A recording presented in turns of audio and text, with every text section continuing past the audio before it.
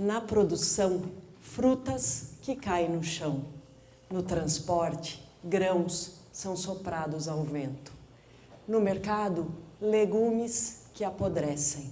Na geladeira, estragou, vai para o lixo. E assim, o que era belo, real, vai dando espaço ao invisível. Esse invisível, ele tomou conta de mim há mais ou menos 3 anos atrás. Eu estava com meu filho em casa, a gente queria fazer geleia.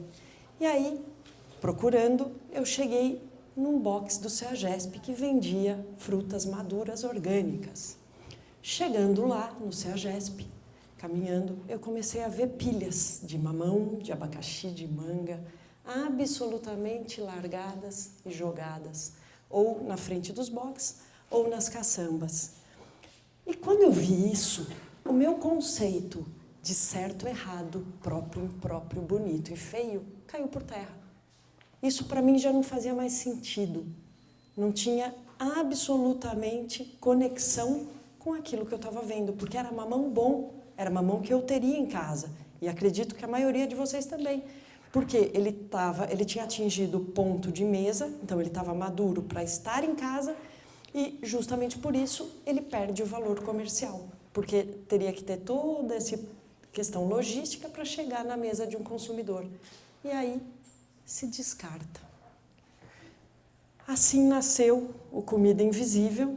Comida Invisível é uma empresa social que atua com educação e conscientização no combate ao desperdício de alimentos. Nós somos em 3 sócios, eu, a Flávia e o Sérgio, que estão aí, e vários anjos que emprestam as asas para que o Comida Invisível alce os seus voos. Tá? A gente começou, no primeiro ano, foi um ano bem interno, de mapeamento, de estudos, de análise, entendendo o desperdício na cadeia como um todo, entendendo nas casas, entendendo nos grandes distribuidores. E aí, quando a gente entendeu, a gente percebeu que quando a gente fala de alimento, a gente está falando de escassez na abundância. Por que escassez na abundância, gente?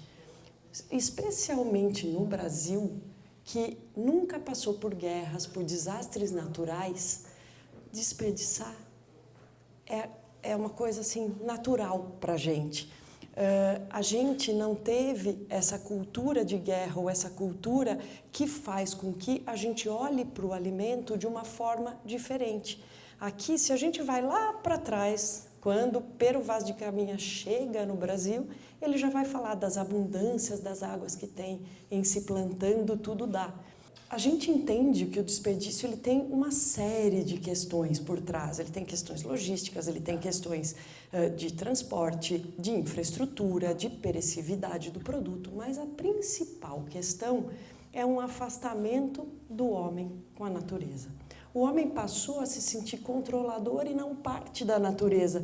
E quando ele faz esse deslocamento, ele acaba não olhando para o alimento na dimensão sagrada que o alimento tem.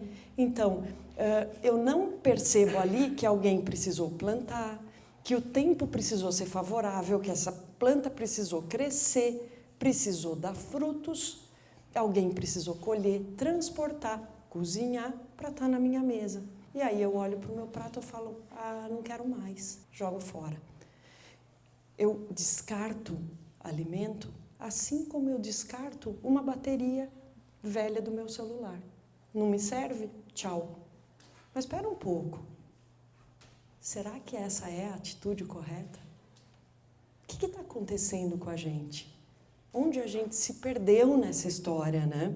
O desperdício de alimentos, por isso mesmo, ele é um problema de todo mundo. Cada um de nós, aqui nessa sala, em maior ou menor grau, desperdiça. E o meu desperdício somado ao teu desperdício, ao teu desperdício, ao teu desperdício, ele vai dando um grande desperdício. Por isso que a gente fala que desperdício é um problema de todo mundo e um problema do mundo inteiro. O mundo inteiro desperdiça algo como 1,3 bilhões de toneladas de alimentos por ano. Isso significa que 30% de tudo que é produzido é descartado sem nunca chegar na mesa de ninguém. Em termos financeiros, o desperdício de alimentos corresponde ao PIB da Suíça. Por ano, a gente joga fora a riqueza de um dos 10 países mais ricos do mundo. E se desperdício de alimentos fosse um país, ele seria o terceiro país mais poluente do mundo, porque isso corresponde a 3,3 milhões de toneladas de gás de efeito estufa na atmosfera. Porque, eu não sei se vocês sabem, mas alimento polui mais que carro. Porque o alimento, quando ele vai para o aterro, ele vai se decompor em gás metano. O gás metano é 20 vezes mais poluente que o CO2 na atmosfera. Eu não tinha noção de quanto que é 1,3 bilhões de toneladas de alimentos. Será que alguém aqui tem? E aí, para tentar entender e quantificar, eu fui encher Boeings. 9.300.000 Boeings por ano, lotados de alimentos bons e próprios para consumo, são descartados sem nunca chegar na mesa de ninguém. Metade disso mataria a fome no mundo. Hoje, em primeira mão, eu conto para vocês uma grande vitória que a gente teve. Lá atrás, no Rock in Rio, alguns de vocês vão se lembrar, se não a maioria, a Roberta Sudbrack passou por um problemão. Teve 1 tonelada de queijos e embutidos apreendidos pela Anvisa por conta de uma questão de certificado de origem, tá? O que aconteceu a partir dali? A gente se uniu, a gente conversou e a gente foi trabalhar para que a gente tivesse uma mudança na legislação que suportasse a diferença que existe entre o produtor artesanal e um grande produtor, tá? A lei é uma lei de 1950 que valia para queijo, para queijo não, para todos os alimentos de origem animal, e ela tratava da mesma forma, igualzinho, um produtor artesanal e um grande produtor. Porque o princípio da igualdade na Constituição Federal significa que eu tenho que tratar iguais como iguais e diferentes como diferentes. A gente trabalhou num projeto de lei e hoje foi sancionado. A gente vai ter um tratamento diferenciado para o produtor artesanal. Eu estou, assim, extremamente emocionada com isso. A gente está em festa. Bom, mas voltando aqui. No Brasil, isso não é diferente. O Brasil desperdiça algo como 15 milhões de toneladas de alimentos. Aqui eu exagerei na conta, tá, gente? Segundo o IBGE, a gente tem 13 milhões de pessoas em situação de vulnerabilidade social e cada um de nós estaria super satisfeito com 1 quilo de alimentos por dia. Mas pensando em pessoas em situação de vulnerabilidade social, eu pensei, poxa, eu vou pôr 2 quilos aqui. Se cada pessoa comesse 2 quilos de alimentos, com 15 milhões de toneladas, a gente alimentaria 20 milhões de pessoas. Quando a gente pensa em desperdício, a gente está pensando em algo que é hábito nosso.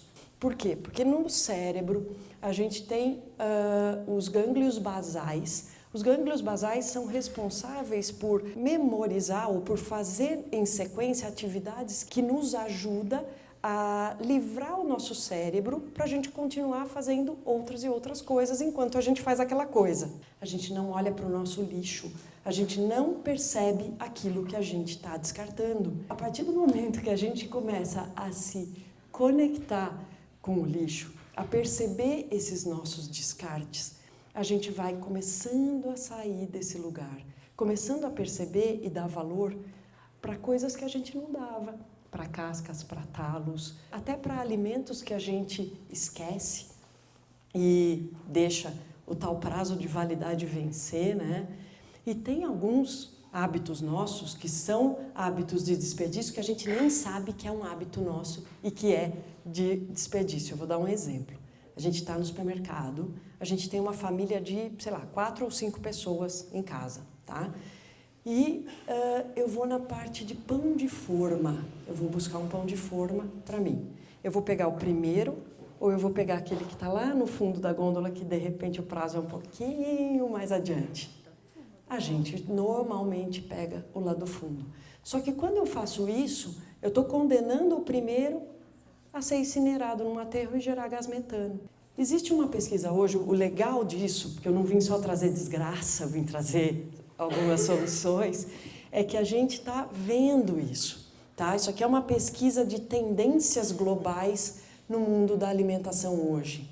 Hoje, a gente começou a fomentar hortas urbanas. A gente começou a se reconectar com a natureza. Aqui em São Paulo a gente tem exemplos lindos, tem a horta da Citilapa com a Neide Rigo, tem a horta das Corujas, tem a horta do Centro Cultural de São Paulo, tem várias hortas espalhadas por aí, e isso é realmente uma tendência no mundo.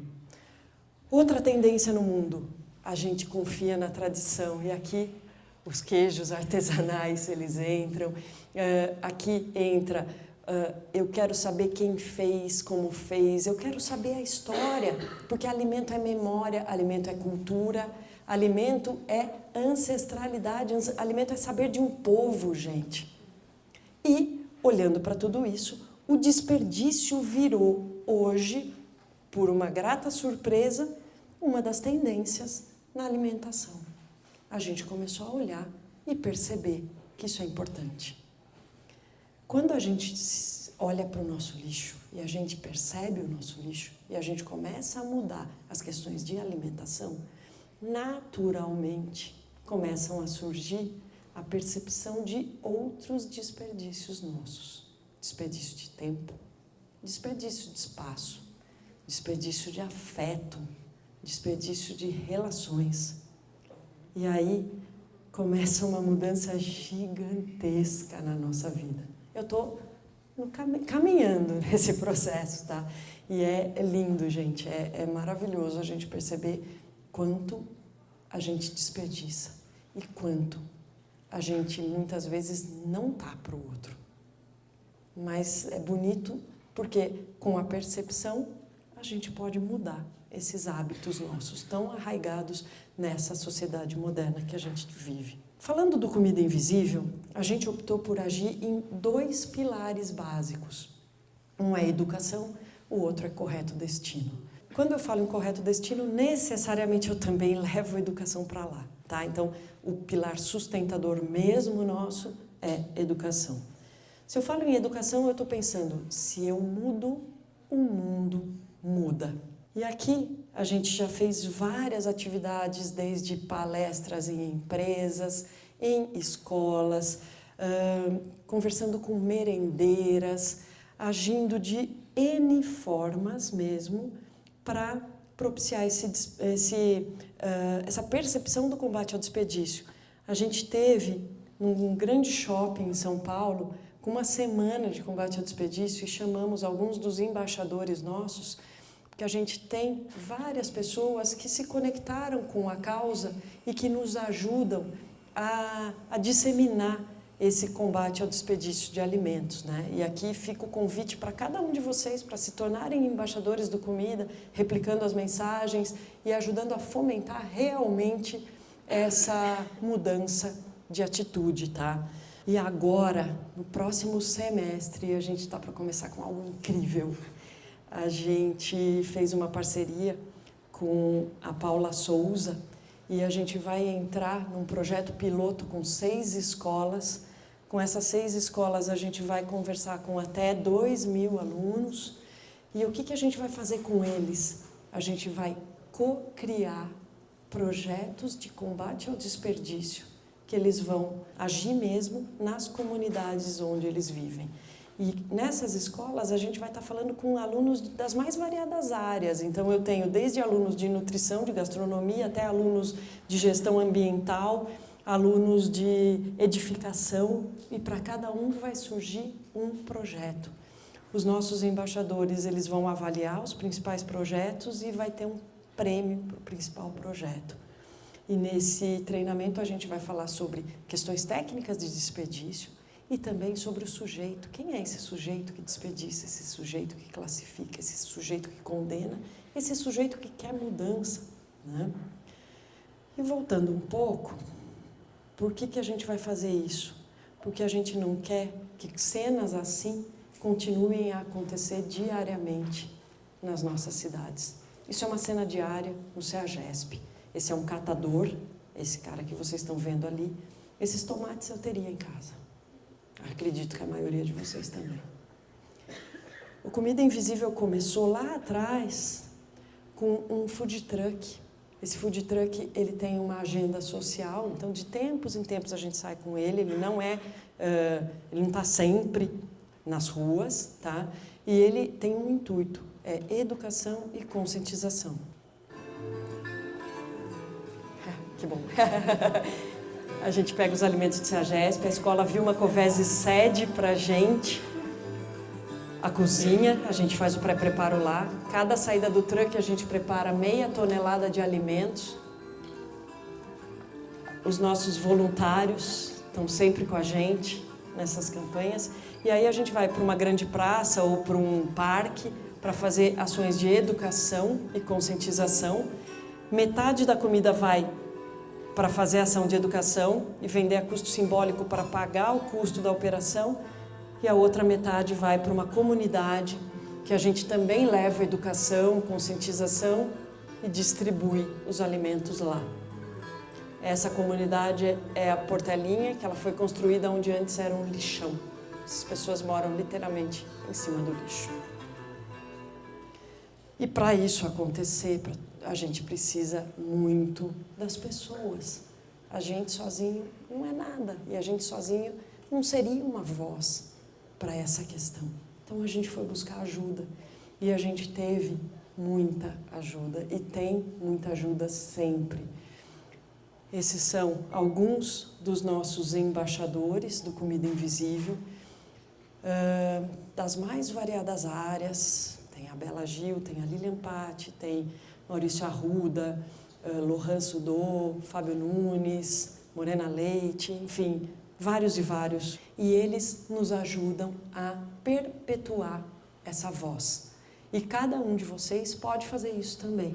Então, com isso, a gente conseguiu potencializar o nosso aspecto de chegar nas pessoas, né? Porque todos eles somam 5,3 milhões de seguidores nas suas redes. Então, a gente consegue, de verdade, levar a mensagem, né? E a outra parte do nosso trabalho é o correto destino. Aquilo que não é lixo não pode ir para o lixo, porque se vai para o aterro, como eu disse, transforma em gás metano, que é 20 vezes mais poluente que o CO2 na atmosfera. Então, em dezembro do ano passado, a gente criou o aplicativo Comida Invisível. Ele está disponível ultra lindo, funcionando em Android, e médio funcionando em iOS, mas já ele vai estar lindo funcionando em iOS, porque a gente fez primeiro as atualizações em Android, depois a gente passa para iOS. E ele vem sendo conhecido pela mídia por aí como o Tinder do combate ao desperdício de alimentos. Porque, de um lado, a gente coloca os hotéis, os supermercados, os restaurantes, que são aqueles que têm alimentos bons e próprios para consumo, e, do outro lado, as ONGs, as causas e as pessoas que precisam de alimentos. E aí, por geolocalização, dá o match e os alimentos eles são levados de um lado para o outro. A gente tem no aplicativo dicas de combate a desperdício, receitas com aproveitamento integral, com uso de talo, de casca. Pensando em números, gente, agora vem a questão mais louca. A gente até hoje conseguiu recuperar quase 12 mil pratos de comida. Eu acho extremamente pouco, porque a gente precisa sair do medo. Muitos restaurantes, hotéis, supermercados pensam: eu não posso doar comida, a Anvisa não me deixa, é proibido. É proibido doar alimento, gente? Não. É um mito que vem se passando de geração em geração. E a gente está aqui para quebrar esse mito. Eu sou advogada de formação, tá? E o que eu fiz? Eu saí do taller. E eu peço sempre, nas reuniões que eu vou com os departamentos jurídicos para conversar sobre isso, eu falo, gente, antes de começar a falar, a gente vai falar sobre lei, a gente vai falar sobre contratos, termos de responsabilidade, etc, etc, mas eu preciso que a gente saia do terno, da gravata, do taier e entre na pessoa. Com a pessoa, a gente vai olhar para a lei e a gente vai resolver e não falar não pode, não pode, não pode. Ah, isso é risco, isso é risco, isso é risco. Esse aqui é a carinha do aplicativo. No aplicativo, todas as pessoas que passam por ele têm os responsáveis técnicos, eles passam pelas normas da Anvisa. Quando a pessoa vai requerer o alimento, ela assina um termo de assunção de responsabilidade. Então, tá tudo bonitinho na plataforma, entendeu? Em termos de resguardo, responsabilidades, etc. Baixem, gente. Aqui são os números do Comida Invisível. A gente precisa pensar o seguinte, se alimento é bom, é próprio, eu não vou mais usar para mim, eu dou. Se ele perdeu o valor de alimento, eu não posso levar ele para o aterro, né? Porque no aterro ele vai gerar gás metano. Então, a gente criou, em parceria com uma outra empresa, a composteira elétrica Comida Invisível. Essa composteira é um lixo inteligente que em 5 horas esses alimentos, esses restos de alimentos, eles viram um pó compactado que é rico normalmente em nitrogênio e, portanto, ele pode ser usado, uma parte dele com 3 partes de água para as plantas. Hoje, o canudo de plástico ele demora mais de 100 anos para se decompor. A gente tem nos mares mais partículas de plástico do que a gente tem estrela no céu. E isso vai para os animais e a gente anda comendo plástico aí sem saber, será que o mundo vai virar um mundo de plástico? Acho que está na hora da gente fazer o caminho de volta, né? Porque haverá um dia que uma simples cenoura, observada com frescor, desencadeará uma revolução. Porque um dos grandes pontos do desperdício de alimentos é a padronização. Tem alguém igual nessa sala? Igualzinho? Não. Por que eu quero fruta, legume e verdura sempre igual? Se a cenoura nasce com 2 perninhas, ela é condenada a virar aqueles 30%. E isso a gente que faz.